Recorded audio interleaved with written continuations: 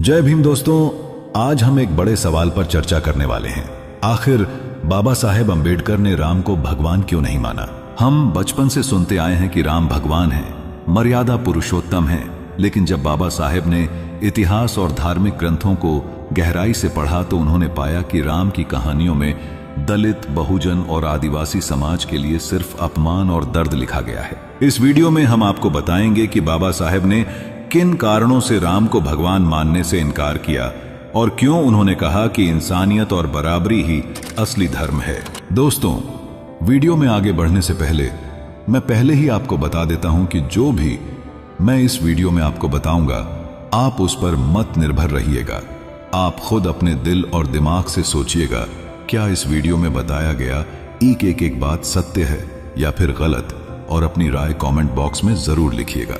तो चलिए वीडियो को स्टार्ट करते हैं। इसी कड़ी में सबसे बड़ा सवाल उठता है राम और शंबूक की कहानी पर। राम को भगवान और मर्यादा पुरुषोत्तम कहा गया, लेकिन जब शंबूक नाम का एक शूद्र तपस्या कर रहा था और वेद पढ़ रहा था तो राम ने उसकी गर्दन काट दी। सोचिए, जब ज्ञान सबका हक है तो सिर्फ जाति के नाम पर किसी को ज्ञान से वंचित करना और उसकी हत्या कर देना क्या भगवान का काम हो सकता है? बाबा साहेब ने कहा था कि यह घटना साबित करती है कि राम को भगवान बनाकर असल में बहुजन समाज को शिक्षा से दूर रखने की साजिश की गई।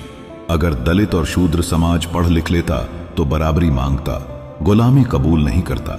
इसलिए उन्हें डराने के लिए यह कहानी गढ़ी गई कि अगर निचली जाति का कोई इंसान वेद पढ़ेगा तो भगवान राम खुद आकर उसे मार देंगे।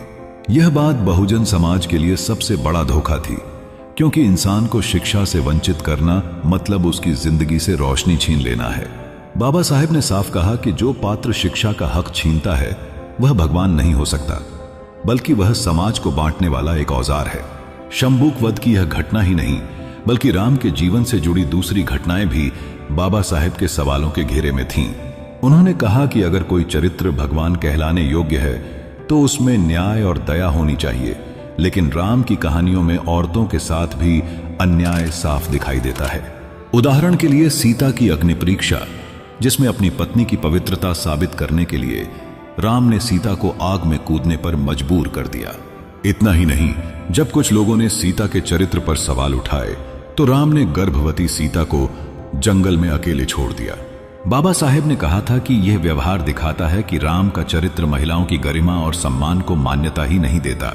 अगर किसी भगवान का न्याय ही स्त्री के लिए अन्याय में बदल जाए तो वह भगवान समाज में बराबरी कैसे देगा? बाबा साहेब ने इस बात पर जोर दिया कि जब औरत को ही इज्जत न मिले तो उस भगवान को मानना दरअसल स्त्री